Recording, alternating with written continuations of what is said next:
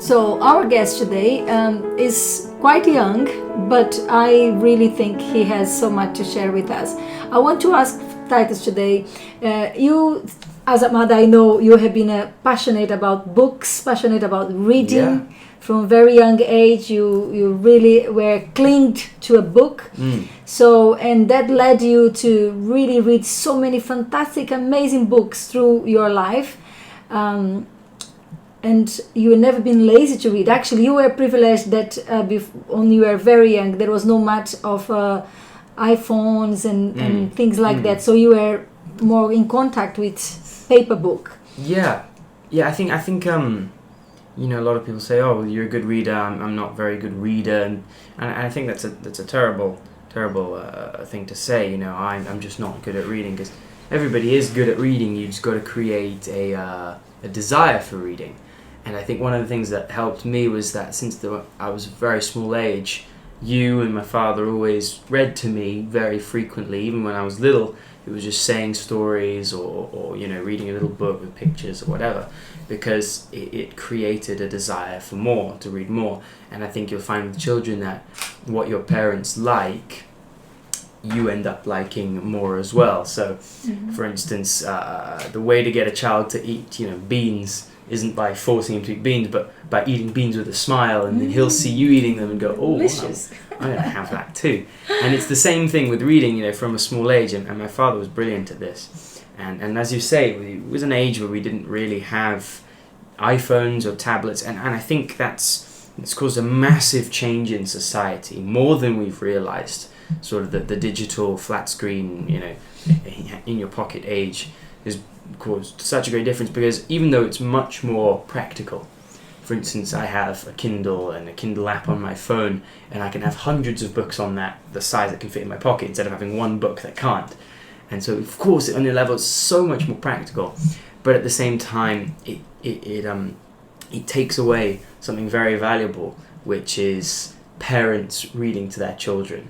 Because today the solution to a crying child is hand them the tablet for them to play a game on. And it's very practical, it works in most cases. And you know, for parents, in a conversation or something, it's something very useful. So it's definitely been a benefit in that case. But what it's done is it's completely cut away that old thing, because in the past, what would you do with a bored child, you know, who was crying? You'd either take him outside to play, or you'd bring him inside and read a book or paint something or do something creative. And I think that as a culture and society, we've lost that, which I think is really sad. But I don't think it's gone forever. And I think that, you know, parents just taking the small incentive once a day or you know, a couple of times a week, just to be with their children and to do creative things like reading, writing and painting and drawing and things like that, is just such a massive benefit for a child, because it means that as they grow up, they create a desire and a passion for these things. And I think that's really where it started out for me, because my father, I can still remember, my father would read me picture books, and then from then I started, when I learned to read by myself, I started reading my own little books and you know, own little books, big books. I was very much, because good stories attract people, you know. I think most of the stories written today aren't very interesting. So, but there are classics. There are very, very good stories, even for small young children. And you know, I got into these books, and you know, I'd read all of the Lord of the Rings trilogy by the time I was 10. So, and these are big, difficult books. And by the time I was 13, 14, I was reading, you know, really difficult stuff like Shakespeare, and because his English is very difficult, and even more difficult things like Spenser's Fairy Queen, which is really difficult English, and you know, but it's poetic stories from 400, 500 years ago. And so, you know, I matured very quicker than most people in questions of reading. But, you know, I don't think that makes me a little bit abnormal in that case, but I think for normal people as well, is that if you just create a desire for something when you're young, it'll stick with you as you grow. So people who say, "Oh, I'm not a good reader," no, that's just because you didn't read lots when you were a kid. But if you start reading now, in 5 years' time, you'll be you'll be very much into reading. And that's true. That's true of any person. You just got to find a good book that you enjoy, and you realize how... Stick with it. Yeah, exactly. You realize how quickly it stops being an obligation or something, you know, that you do just because, and it becomes something you enjoy. And books really are, in my opinion, one of the best leisures that there is, you know, to be able to read. Yeah, and I think you have, like, your father is a very good reader, and your grandparents as well. They are amazing. Well, yeah, my grandparents, they're all screenplay writers, and my grandfather, what is he? He's 80. Is he 80? He's going to be 80, and he just wrote a musical, which, you know, they're going to be producing later on this year, which is absolutely fantastic. So he wrote all the songs and he wrote the screenplay, and you know, he's very much into poetry. And you received it this morning on your birthday. I did. I received a wonderful poem from him this morning, and my dad was very good at poems, and I recently have started getting into a little bit of poetry. I struggled with poetry at the beginning. I could never find the words to fit, but in recent days I've been able to disinvolve that more, getting a little better at it. Even Granny Judy today. Even my grandmother's got into the poetry as well, but she's always been a wonderful letter writer. You know, very, very wonderfully, eloquently written letters. And so I think it's always been in that side of the family. But, so yeah, partly it's a family thing, but also I think it's, people got to understand that you can be good at anything. You really can. You can be good at anything you put your mind to, and if you create a desire for it. And I think that's really how you should structure life. I think too many people spend their lives doing a job that they don't like, coming home to a house they don't like living in, and you know, driving a car that they don't want, and just because that's what they've got at the time to create money. But I think you know, you should strive to do the things that you enjoy most, not the things that make you the most money. And I think things like money and pleasure will be consequences of that, because when you do what God has called you to do, it's what you enjoy most, and when you do that, God will honor you with all the different things. So for me, reading and writing, most people say, well, that's just a waste of time, but it's what I love doing, and you know, and God, I know that God can prosper me through those things as well. And I believe He's called me to, it's one of the talents He's given me, and I'm gonna capitalize on that because it's what I enjoy doing.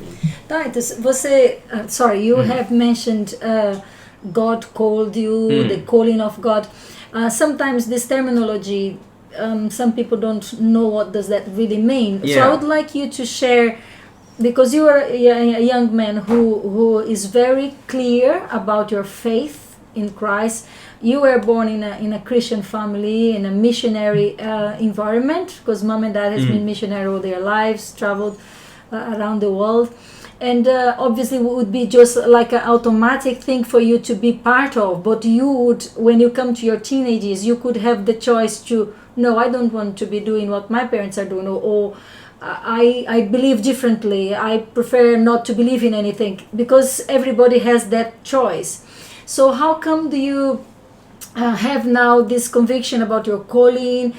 When did you have this transition where you no longer only your parents are influencing you, but you make your you made your choice to follow what you believe is truth? It's a really great question. I mean, just to quote a pastor here, because a lot of people think, oh, you're a good Christian boy because your parents are Christian, you're raised in a Christian family in missionary setting. Yes, that helped, but I think something that people need to understand is that your walk with Christ is something completely individual, because you know, once you reach the age of 7, which is the age that children used to be weaned in ancient days, it's sort of, that was the definition of separation, because actually you can see, if you follow psychiatrists, they'll show that age of 7 is when you start making decisions for yourself. Not like, I'm going to eat this, I'm going to play with that. No. It's because before, everything mummy said was right and wrong. But now that you've hit 7 years old, your brain starts to question things. Sort of, why is this right? Mommy? Why is that wrong? Exactly. So you'll usually see kids at like the age of 8, 9 want to disobey more, because their minds are now beginning to discern, why is this right? Why do we do that? And it begins to question. And the Bible says from that age on, you're now able to discern and make the decisions for yourselves on your relationship with God, because you're beginning to understand how it all works. So I think people got to understand, being part of a Christian family helps a lot, but that's not what determines it. And to quote a pastor, and I'm very sorry to say this, he said, pastors' kids either become two things: either they become great men and women of God, or homosexuals. And he said it jokingly, but what he was saying was sort of very sort of true, because I know so many, sons of pastors or kids who grew up in Christian families who've thrown themselves completely into the world. To the other extreme. To the other extreme, absolutely, completely. And then I know plenty who are, exactly as I said, great men and women of God. And it seems that I know very few people in the middle, and who were raised in sort of Christian families like that. So being in a Christian family certainly helps, but it's not the determining factor. I know, like I said, I know plenty of people who've thrown themselves off the deep end, even though they were raised their entire lives quoting scripture verses. So that's not what separates you. I believe what separates you is personal decision, dedication, and that's what salvation is. When the Bible, I believe personally that before the age of 7, you're held account, to your parents before God, because like I say, you don't understand. I think we should put a age there. I think every child. Yes, of course. I mean, there's different children yeah. who mature quicker than others and begin to understand things quicker than others. I know little 4-year-olds, 3-year-olds who are passionate for Jesus, and who are in church, and they pray for people and they love Jesus and they worship and they cry, and it's beautiful, beautiful. And but anyway, I think it was when I reached around 10 years old that church stopped being just a regular habit for me, because it's what mummy and daddy do, because they're pastors, and it became something personal to me. Because it's when I started to understand the forgiveness of God. It's when I started to understand the grace of God, and it's when I sort of recognized the weight of my sins, the fact that I was a sinner, and the fact that I needed salvation. It was around that time, and I really sort of gave my heart properly to Jesus on an individual level. I'd done it before, obviously, yes, I know what you being mean. grown in the church, but it was sort of when I came to the recognition of what that actually meant, and I think that's why we have baptisms around that period of time for most young people, because that's the age where you sort of recognize the importance of your decision and what it actually means. So when I was 11 years old, 10 years old, I made that decision, and I decided on based on two things. Like I said, you create a passion for things your father is passionate for, and your mother's passionate for, and that goes the same for your spiritual heavenly father. And I created a passion for the things that God was passionate for, and I began to resent the things that he resented. So ever since a young age, I had a very strong conscience when I was little, and sin was always something very scary to me.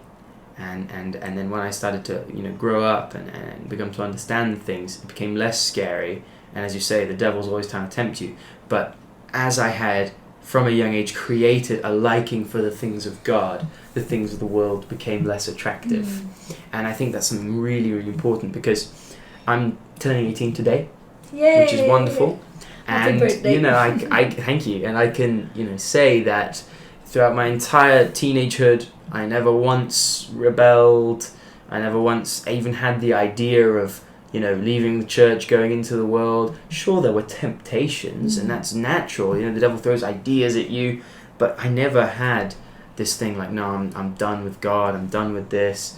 I never had that moment, because, like I said, two reasons. I was so passionate with the things of God, and I even though I had never been in the world, I knew that I didn't need to be in it to know how bad it was. That's good. And I think that's one of the wonderful things about reading and about learning about, like you said at the beginning, about history, is looking back, is that, like I said, you can stand on the shoulders of people who've gone before you. So, and this is something really important my father taught me when I was younger, and it was after I'd done something wrong, and then my father said to me, "Why did you do that wrong?" And then I remember I sort of came up with a great excuse, and I said, "Well, the best way to learn is by making mistakes," which is this really common used phrase, which I think is really dumb. And I said it back then, the best way to learn is by making mistakes. And my father was like, "No. If there's a pit in the ground and somebody's already fallen into it, he can tell you to go round the pit. You don't need to fall into it as well." And he said it's the same thing with your predecessors. If they've already fallen into the pit of mistake before, they've already had that experience, so they can tell you, look, don't do that because you'll fall in the pit, and I've done it and it's not worth it. And I think I created that, and I saw that because my father wasn't raised in a Christian family. He wasn't raised a Christian. And even though he sort of kept that previous life not very well open to me. I mean, only in recent years did I sort of learn what he actually used to get up to before he was a Christian. You know, when I was a kid, I thought my dad was a saint his entire life. But no, he only converted at 22, so he had plenty of time to do all the world stuff. And even without me knowing that, I just knew that I've read the scriptures, I've heard the testimonies, I know that all these people who have been in the world are so much happier here with God. I've read the scriptures. I know that everything here is so much better. Why on earth do I need to go out and try for myself? And I think that's something that I stuck with my entire life throughout my teenagehood. And you know, there are things that people consider normal. For instance, having a girlfriend in your teenager and kissing. That's something I've never had. I've never had a girlfriend and never kissed anyone. Till this day. Yet. Yeah. And I think that's a good thing, in my opinion, for the style of life that I've chosen. But, and you know, people say, oh, but it's normal. It's just a normal thing that teenagers do. Oh, but it's alright, rebelling is just a normal thing that teenagers do. Trying out the stuff of the world is a normal thing teenagers do, and they quickly come running back. And I was like, but I don't want to be normal. I don't believe that God called us to be normal. I mean, we're sons and daughters of the Most High God. You know, we're not of this world. We're in it, but we're not of it. You know, we're an alien race here on the earth. I mean, and you can look at it whatever way you like. We heal quicker. We have the ability to heal each other. We live longer. I mean, the Bible even gives a promise that every year we look better. Amen. Here's the greatest difference of all. We get to live forever. So we are an alien species. And I was like, I don't believe that I've been called as a son of God to live a normal human life. And that's something I really took to heart and I was really determined about. And so I made that decision. I'm like, I'm not going to live a normal teenagehood. You know, if that's what the normal kids are doing, then I'm not going to do it. If normal people need to go into the world and try it for themselves and then come back, I don't need to do that. No. I know they're going to come back. And I think that's one of the great importance of prayer and reading the Word of God.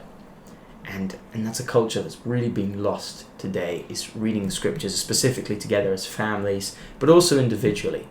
You know, I think reading the Bible is not something that should be out of obligation. And also like a religious thing. Or as a religious thing. Because actually it's the not Bible religious at all. Literally is a key, like step by step of how to survive this world. You know, and how to live in this world and prosper in this world and how to get to the next one. And I read that. I knew all that stuff and I thought, then I don't need the world because it's written here. It's been there, placed for me. You know, someone else has already done it for me, so I'm going to stand on that person's shoulders. And so I think another question that people ask, you know. No, Titus, I just want to bring what you said in the beginning and then coming with all part of what you said just now. You said in the beginning about you can determine what you want to be. You don't need to depend on the past or on people, in excuses of here or there. Yeah. But one thing that's very important as well, that I truly believe it is so accurate, it's the power of your words. I think we create things with our words. We do create. And when you were saying, you know, about your desire of going through the teenagehood without being rebellious, and this, why do I need to be because everybody is? It really came so clear to my mind when you were very little, when you turned 2, because you were a very wonderful baby, wonderful child, like a tiny little something. When you turn 2, people used to tell me, well, just wait until he turns 2, the terrible 2. In England we have this expression, it's like, oh, the terrible 2, the terrible 2. I said, no, it's the blessed 2. He's not going to have terrible 2. And I was so radical with my defense on that. I said, no, he's going to be. And then they said, oh, then just wait until the teenage come. Just wait for the rebellious years. I said, no, I don't accept that for my children. No, they are not going to be. So suddenly, it literally, I never thought of that anymore because I always believed it. And we entered to the teenage years in such a a smooth way, that even though I was struggling, not you, because with my health, and as you are entering into your teenagehood, I think it was quite difficult for you to manage, that mommy was not 100% and is struggling in so many fronts that could have made terrible damage on you, and you were able to stand firm. Yeah, I think those things are really important, as in, like you say, the power of words. Like I said, we're not of this world, and I think one of the things that we need to understand, a lot of Christians need to understand, a lot of defeated Christians think, oh yeah, I believe in God, but they still live their lives like they're someone from here instead of children of God. And I think that as children of God, we got to understand that there is power in prayer, there is power in declaring the word of God. And like you say, you as a parent declared, no, I don't want my kid to have a terrible too, and I didn't. And like when I was had so much fun. Exactly, and when I was young, I said I don't want to have a rebellious teenager. I don't want to have a teenager in the world, and I didn't. And I think people got to understand, prayer works. Speaking things out works. It does work. It's not something we do just to make ourselves feel better. It's genuine power, and it works. And I think once people realize that, I think you will have a metanoia, which is the Greek word for not only just a change of mind, but a change of position in your mind. And you really come to understanding that, hang on a sec, I can declare things and they will come to be. And I think that's really important. And like you were saying, I made that decision, I declared those words. And my teenagehood was completely different, completely separate to anything I've seen before. We didn't fit into sort of the normal category, and I think that's really and that comes in the homeschooling as well, because some people used to tell us, said, but how you homeschool your children? Because since we moved from England, we travel a lot with our mission works, and you are most of the time being homeschooled, and some people would get very concerned that even when you were at the Christian school, that we were kind of isolated from the world, from the social life, and then I did worry about that, but then I started to observe and see if you were if you would claim for we would always be open to expand, to give you some, and that's really great point you bring up, because as you say, we had a really rough period where you weren't well, and I had to sort of at 10 years old take up a lot of responsibilities that most 10-year-olds wouldn't have.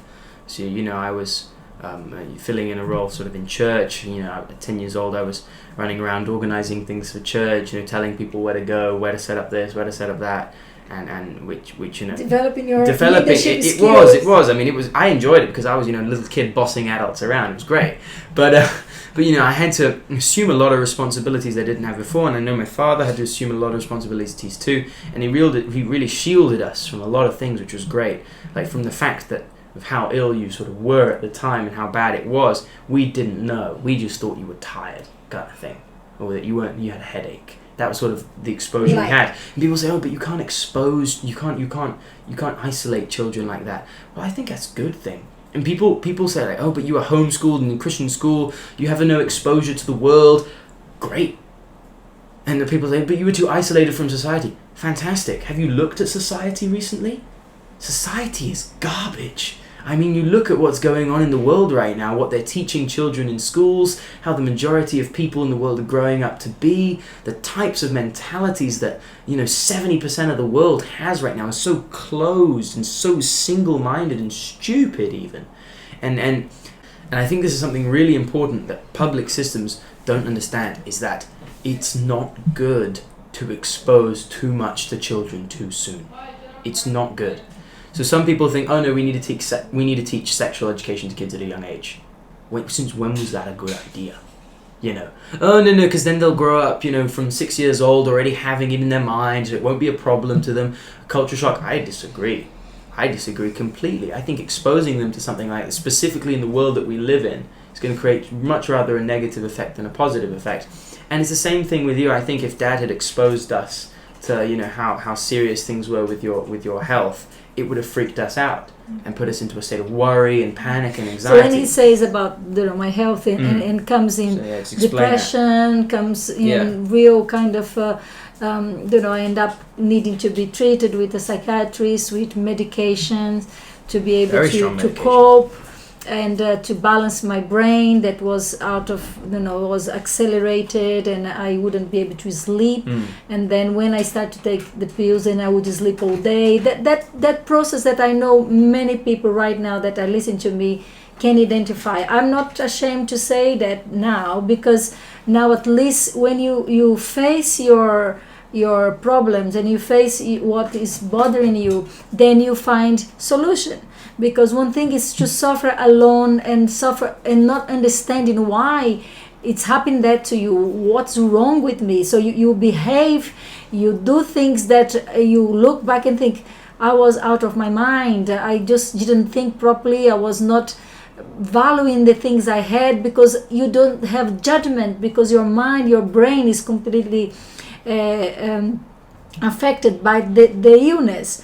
And there is treatment. Some things God can heal like that. Other things we have doctors, we have medication, and we have the support of the family. I was so blessed to have a family who really supported me and they were able to really encourage me to stick with medication. Even moved to Brazil to receive treatment here.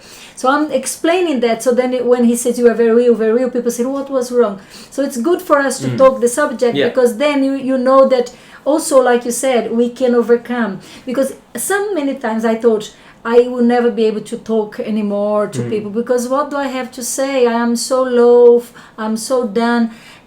And you kind of wait until you are better, and you never get better completely here on this earth. So what I'm doing right now with this program from Heart to Heart, Titus, is to give hope to people that I'm not done, I'm not 100% healed. The children know that time to time we have PMT, we have all these sorts of things that comes in and make us to struggle. But we make a decision to use what we have and step out, and we talk our hearts. And then obviously, hopefully, if you are listening, you identify with something, you seek for help, you look for help, and you can contact us as well. We can share our heart to heart.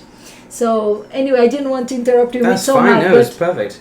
I think it's important for people to know that sort of some of the struggles that we faced as a family, and people say, well, that could have been a point of rebellion for you, the stress from that, the pressure.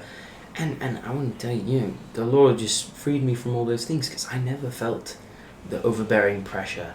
I'm sure at the time I would get tired, and I'm sure I would tire out. I remember you told me once, after I'd helped out with everything, helped put the kids to bed, and I sat down on the sofa and I was like, Mom, I'm tired of being the older brother, because it was a lot of work, but it never caused me to want to rebel. And I think that was really Jesus in my life, and that's the power of having Christ in your life. But and I think the question of being exposed to the right things at the right time, you're saying like homeschooled Christian schools, was I not exposed enough to the world? Well, I think I knew exactly what was going on in the world, the amount I needed to know at the right time, so I was sort of gradually put.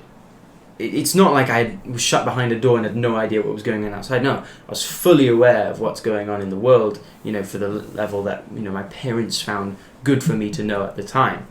And so I was conscious of all these things. But it means that I was prepared for teenagehood and now adulthood in a way that's different, because I now have a clear mentality that I'm in this world, but I'm not of this world. And that's so important for Christians to understand. For parents, individuals, you just got to know you are in this world, but you are not of it. Things that people say, oh, that's normal. That doesn't mean it's normal for you. It may be normal for the world, but that doesn't mean it needs to be normal for you. And that's really what I took into my teenagehood. And people said, that's the normal stuff. I said, I decided I'm not going to be normal.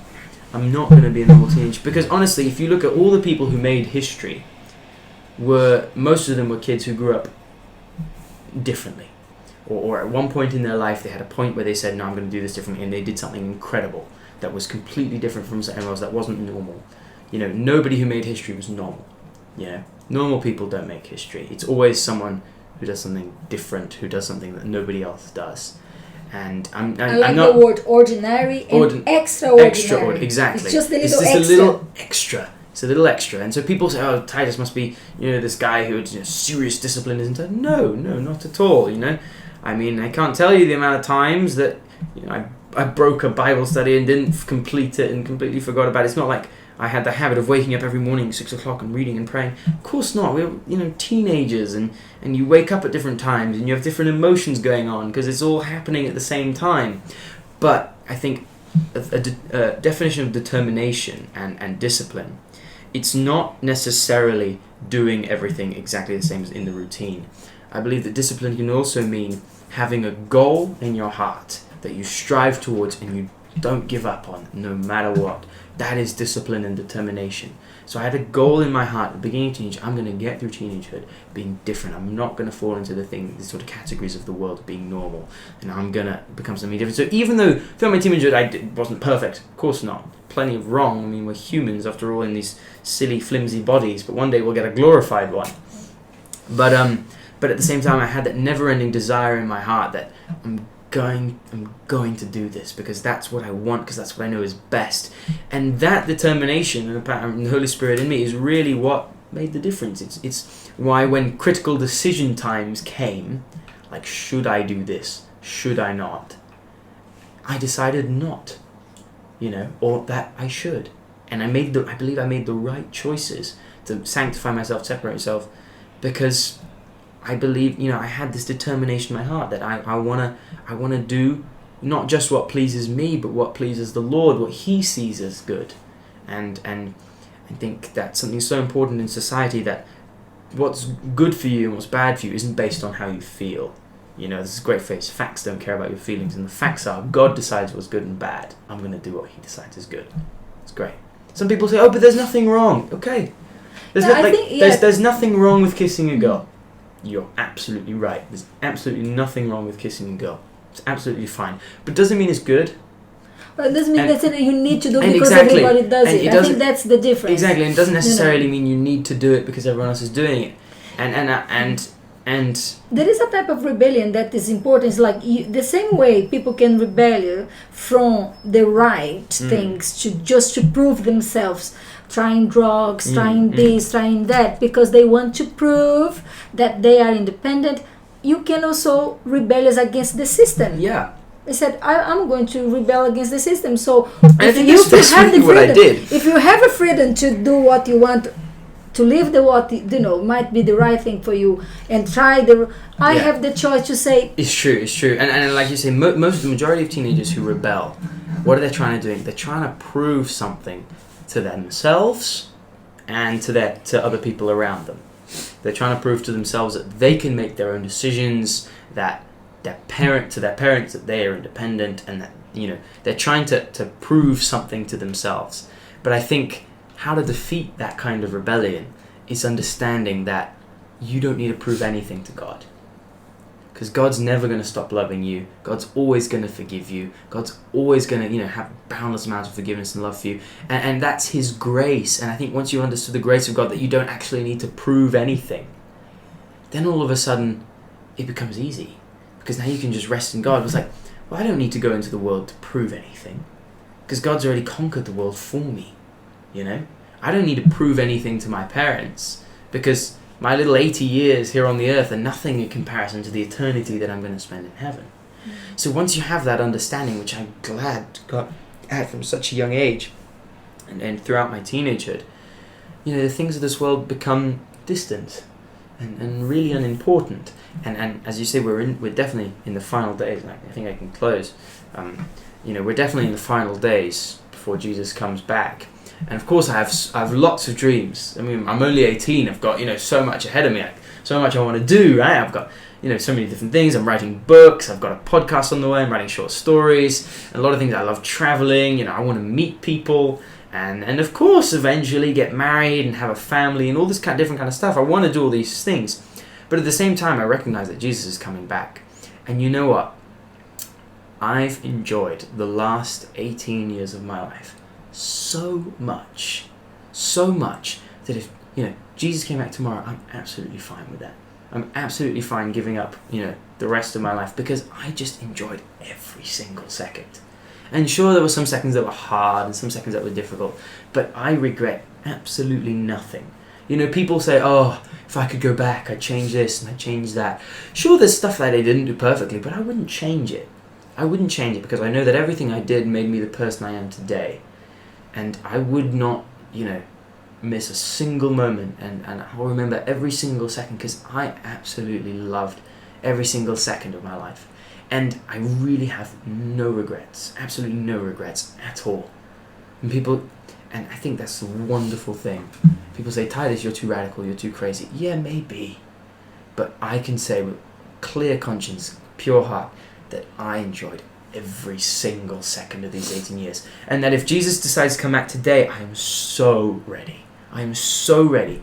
And I think that's my final tip to you viewers is plan out your next 100 years on the earth. That's what I did. Plan out your next 10 years at least. That's what I did when I was 12. Planned out the next 10 years, my teenagehood and early adulthood. I said, no, I'm going to be like this. And then go and do it. But live every single day as if it's your last. Every single day. And sure, I didn't have that much of an understanding of it at the beginning, but in this last, 2 years, that's really become, and I can say, every single day for the last 6 weeks, every single day, I have not missed a day which I'm reminded that I'm not from this world and that Jesus is coming and that I am so ready to go. If I went right now, I wouldn't leave any regrets behind. And I'm even willing to let go of a lot of stuff just because I'm so passionate for the eternal things now that the things of this world, even the good things, have become a little dim. And I think that's what happens in Revelation chapter 10, is that God says to John to go over to an angel who's holding the small book, and he says, eat of the little book, eat the little book, and John eats the little book, and the angel says it'll taste like honey in your mouth, but it'll be bitter in your stomach. And then later I came to understand that the little book was the book of Revelation. It was Revelation, because what does Revelation do? It's great when you taste it, because wow, new things, but it leaves a bitter feeling in your stomach because you don't belong here. So I have revelation that I belong in heaven and that I'm from there, and I'm so excited about that. But then when I look at the earth, I have a bitter feeling because I know I don't belong here. And I think that's just the way it is. And I can, like I said, just to finish, I can reaffirm, I enjoyed every single second of my time here on earth. But because of the choices I made, I am so ready to leave. And I'm so ready to be in heaven. And I'm so ready to be fulfilling the end times. And I think that's just probably, if my entire life was just built to prepare me to leave, that would have been so worth it, And that's it. That's really, it's not like I've been striving towards a great reward to be recognized. No, I just think that from a young age, I gained and I learned to love the things that my father here on earth loved, like reading, like poetry, like sports. But I also learned to love the things that my heavenly Father loved, like purity, holiness, and his eternal kingdom. And I'm so ready for those things, And yeah, that's just how I wanted to finish. Whoa! I just I want to know who is the mother of this boy. I want to be. She is blessed lady. I feel like Mary, the mother of Jesus, when she said, I'm so blessed, and she used to keep all these things in her heart. And Titus, from very young, whoever met Titus as a baby, as a youngster, remember very well how different he was, in a way that he would touch our hearts with things that he would say. He started speaking very young, few months old. He was already saying words, and before 1 year old, he was already holding conversations, really. And this, I think, made us to know that you're talking today, sharing with us, Titus, was deep stuff. Was very prophetic and very inspiring to thousands, and I pray millions and billions of people, young people that are out there, that would receive what Titus shared today from God's heart to your heart, so you are able to have the same hope he has, that you are able to say the same thing, just Maranatha, come Lord Jesus, come. That means just like I long to go to where I belong. But while we need to live here, we make a decision that every day will matter, every day will count, and we will live our best, loving God above all things and loving each other as we love ourselves.